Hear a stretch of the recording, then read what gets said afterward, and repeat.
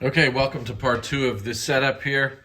It looks like I'm lining up with the end-to-end anterior position, very minimum overjet, minimum overbite. Again, I'm going to start with the lower rim and seal this down as I did the upper when I was setting up the anterior 1x6. Now I've separated the model. I generally use water to separate the model. If I use a denture separator, then sometimes when I'm boiling out the case or wax removal investing, then that old separator kind of flakes and hangs around. And I just, even if it's underneath here, I don't want that for me to pick out for the patient's mouth for trying some separator. So water's fine. Water will separate the wax from the model. Then I have that sealed down. I've got my midline. And now I'm going to start with my anterior setup. I've also got this maximum line here on the ridge where the teeth, the maximum that the teeth can go off the ridge in the anterior, do not come out into the labial sulcus neutral zone, so to speak. Then we're just going to increase instability of the denture, tipping, moving, etc.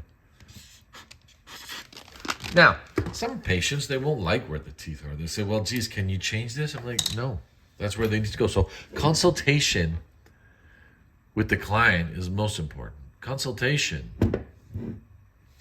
of limitations and expectations with the client is paramount.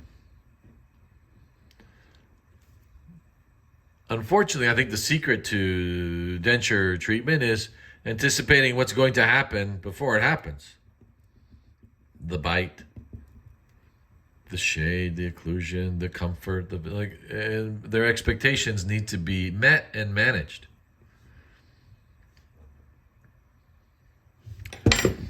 And we can apply that to almost anything in life. Anticipate what's going to happen creates more success, right? Anticipate what's going to happen.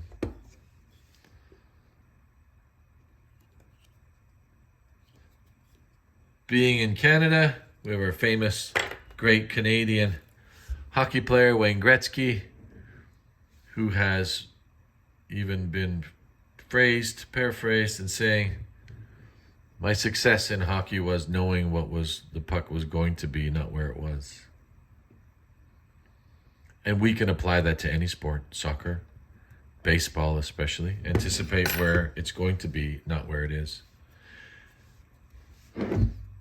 And he was one of our, obviously, greatest hockey player to date, I think, that has ever lived. Although his records will probably be broken in the future.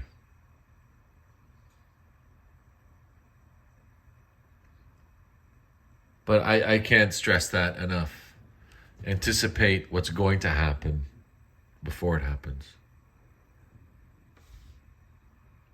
So here we have our central, almost end-to-end contact with the anterior tooth, slight vertical overlap. I think the downside to this type of 0 degree, if they even make 0 degree teeth anymore, or monoplane occlusion, is that there's no anterior stop for the lower mandible to slide forward over time in occlusion. So they need to be managed.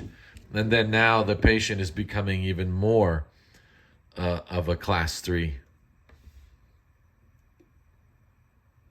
So here's the ridge line, and here's my maximum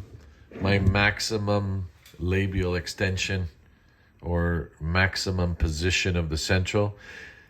If you're using now end-to-end occlusion, obviously the lower anteriors should be a little bit larger, but not necessary to keep them proportionate. Usually dental manufacturers will pair teeth that will go in a class 1 relationship. If you look at their mold guides and they are saying, these lowers go with these uppers, usually because of they are anticipating a class 1 situation. But the teeth can be engineered to occlude pretty much any. And this canine here, I think I'm going to take the tip off to kind of match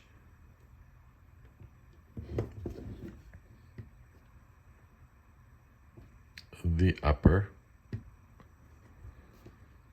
And now I'm creating a turn slowly with the canine to come down outside the buccal corridor down the line.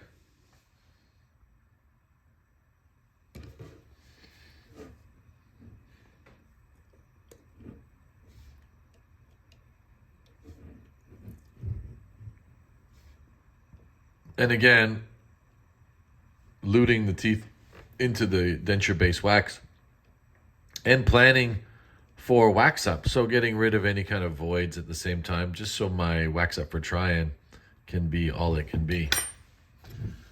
This lower teeth are naturally on a flat plane, all of them. I'll check some lateral excursions shortly after the next 3. Carve some wax out of the way. I'll leave some of this base plate wax. I think old style, like, if we talk about EPF technique from Dentsply, where we had the aesthetic control base occlusion rim, and then a secondary set of base plates with the intraoral Gothic arch pin tracer, where we would set up on that, there wouldn't be this type of wax block. The wax block, we would create a silicone index for labial contour, and then transfer that index from the aesthetic occlusion rims, or aesthetic control bases they were called, if you want to call them that. And that would be our following guide, so to speak, or our, what's a better word for that? Yeah, our guide.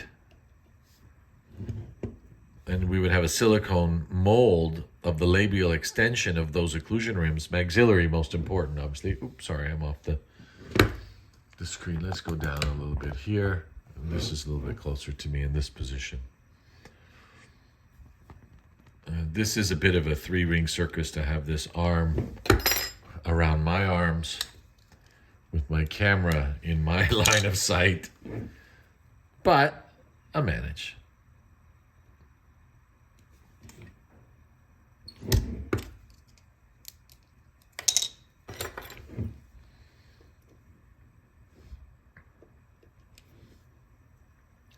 So this is shaping up to be a bilateral crossbite. In a crossbite situation, depending on the severity of the crossbite, when does the occlusion cross? Like, even still, we've got some vertical overlap here. When does the occlusion cross now in the posterior section? Generally between the second and the first molar, where the first bicuspid might be end to end, slight overjet. Second bicuspid, definitely end to end, and then we cross over to the crossbite first and second molar. That's just kind of a average, crossbite. The many where it's a little bit more severe, but what decides that is ridge position, the anatomy of the client, the ridge position, this midline of the ridge. I'm going to ignore now everything in the next part 3 of the video and put the posterior teeth on a flat plane down the ridge. Whether it's 2 posterior teeth, 3 or 4, if I drop a bicuspid, that's neither here nor there. That's a belief system. If you don't want to have any occlusion back here on an inclined plane, you all decide how you practice. You can order a smaller mold if you want to fit 4 teeth in, but I'm thinking the patient has a larger occlusal table to crush food on. Maybe a larger mold and 3 teeth is better. And I flip-flop back and forth depending on the day and the client, what they've had before, what their experiences was before, and what their cognitive ability was to understand, my change in their treatment plan from their previous denture to the new one. Like, sometimes the patient's comprehension is poor, whether it's from a eyesight, slight cognitive decline, or ESL, where English is a second language, and now we're talking through an interpreter, and we're talking dental terms. So this is really difficult sometimes. And then having the luxury of being in Canada, we have probably the largest multicultural community in the world. I think I'd almost say that with confidence. So we have a lot of experience in dealing with cultures, customs, and especially different languages. And therefore, as a practitioner, if you're dealing directly with the client, you will start to expand your vocabulary in various languages, which I think is a positive thing. I might even change it, maybe even swap some recipes. I always find we're talking food seems to be the common denominator and bond of the humans around the planet, and how they're cooking and how they're preparing and what they're eating. And then before you know it, they come in the next day and they've got this little steam plate for you and say, you've got to try this. We couldn't speak a speck of two words together, but food seems to be a common language. Interesting. So here we have our end-to-end occlusion. Very minimum overjet, minimum overlap. If you want to check a protrusive movement on the average condylar settings, well, a little too much. Then I've loosened these here.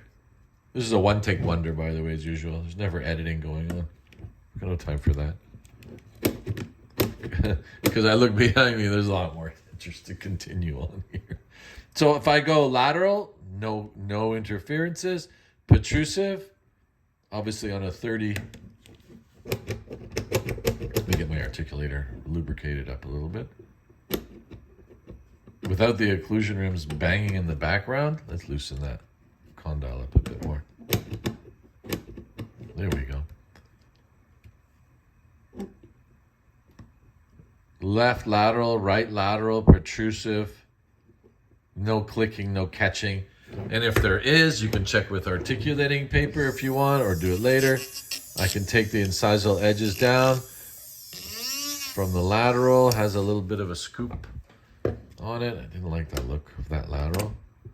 And then there you have the anterior setup in the neutral zone based on the confines of the ridge position. I mean, this is the extension of the anterior teeth, 6 millimeters or 5 millimeters anterior to the incisal papilla. These are on the ridge, maybe slightly on the outside of the ridge, so I can get some tooth length.